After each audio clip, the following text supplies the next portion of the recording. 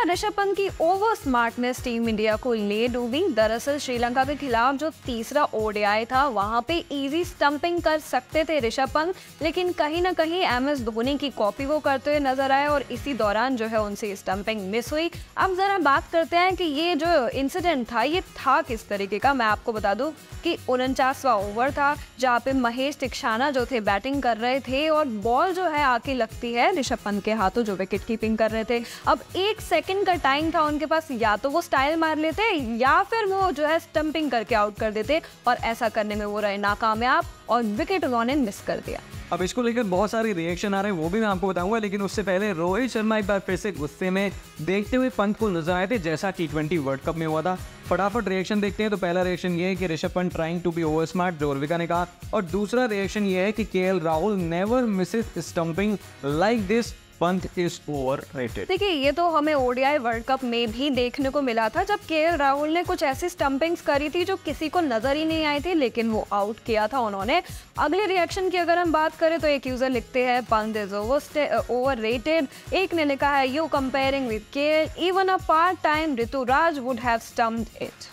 चलिए तो आगे बढ़ते हैं और देखते हैं कि अगर विकेट कीपिंग का कंपैरिजन करें तो ऋषभ पंत ने जो फंबल करा वो सोशल मीडिया पर फिलहाल हर जगह पर वायरल है, लेकिन केएल राहुल की स्टंपिंग जो है वो काफी अच्छी रही थी। केएल राहुल की विकेट कीपिंग इस सीरीज में भी शानदार रही थी हर बार की तरह। देखिए यहाँ पे तो ऐसा चल गया, लेकिन जो बड़े टूर्नामेंट्स यानी वर्ल्ड कप या चैंपियंस ट्रॉफी जब होगी, अगर यही सेम इंसिडेंट ऐसे इवेंट में हुआ तो क्रिटिसिज्म किस लेवल का होगा ये आप खुद ही अंदाजा लगा लीजिए। अब श्रीलंका के खिलाफ केएल राहुल वर्सेस ऋषभ पंत जो है एज अ बैट्समैन हम कर लेते हैं। केएल राहुल ने फर्स्ट मैच खेला था जिसमें 31 रन उन्होंने बनाए, सेकंड में 0 पे और थर्ड में रेस्ट दे दिया गया। वही ऋषभ पंत की अगर हम बात करें तो पहले और दूसरे मैच में रेस्टेड थे और तीसरे मैच में जो है 6 रन उन्होंने बनाए। और इसी को लेकर आकाश चोपड़ा का भी एक रिएक्शन है जिसमें वो कह रहे हैं कि केएल राहुल का जो नंबर बैटिंग ऑर्डर था उसे बार बार बदला गया, कभी चौथे नंबर पर कभी 5वें नंबर पर, और इस तरह की चीजें अगर होती है तो कहीं ना कहीं जो भी बैट्समैन होता है उसे बहुत ज्यादा दिक्कतें पेश आती हैं। अब टीम के कैप्टन यानी रोहित शर्मा ने भी जो है इस पूरी बात पे विकेट कीपिंग की बैटिंग को लेके कुछ कहा है। कहते हैं it's a tough call, both are quality players, they are match winners in their own way, it is always nice to have problem picking up the team like that.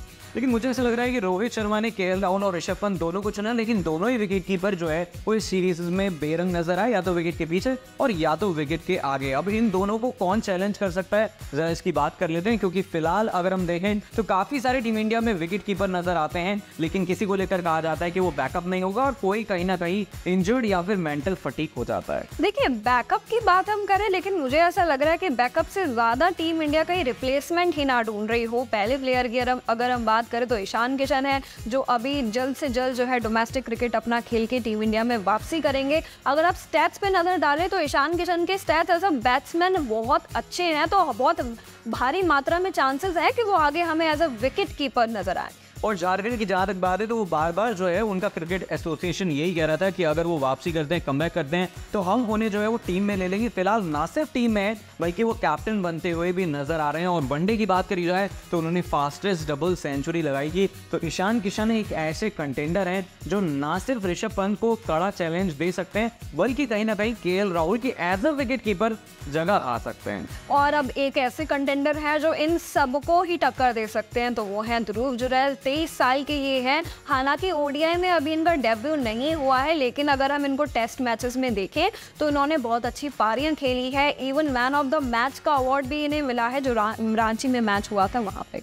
और आगे बढ़ते हैं, अगर रोहित शर्मा की बात करी जाए थोड़ा सा उनकी बात भी कर लेते हैं, क्योंकि इस सीरीज में उन्होंने शानदार बल्लेबाजी करी। हालांकि रनों की जहां तक बात है, पहले मैच में 58, दूसरे मैच में 64 और तीसरे मैच में 35 रन बनाए। बॉल बहुत कम ली, चौके छक्के जबरदस्त थे, लेकिन वो क्या कह रहे हैं, उनका स्टेटमेंट क्या हो देख लेते हैं। बिल्कुल मैं आपको बता दूं वो क्या कहते हैं। My goal was to score as many runs as possible, I did not want to throw my wicket away after the power play, I was trying to maintain the momentum and intensity, unfortunately I got dismissed while attempting some attacking shots.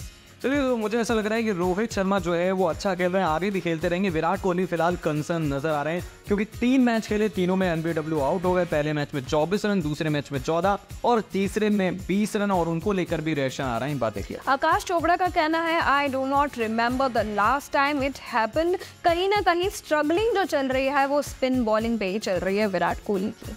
तो अब ये देखते हैं कि KL Rahul और कहीं ना कहीं जो ऋषभ पंत के बीच में बैटल चल रही है, तो आने वाले ओडीआईज में रोहित शर्मा किसको पिक करेंगे और रोहित शर्मा अपनी फॉर्म से ज़्यादा टीम की फॉर्म को लेकर परेशान है। तो क्या ये सारे खिलाड़ी फॉर्म में नजर आएंगे और क्या इंडिया चैंपियंस ट्रॉफी के लिए एक बड़ा दावेदार साबित होगा? आप कमेंट करके बता सकते हैं।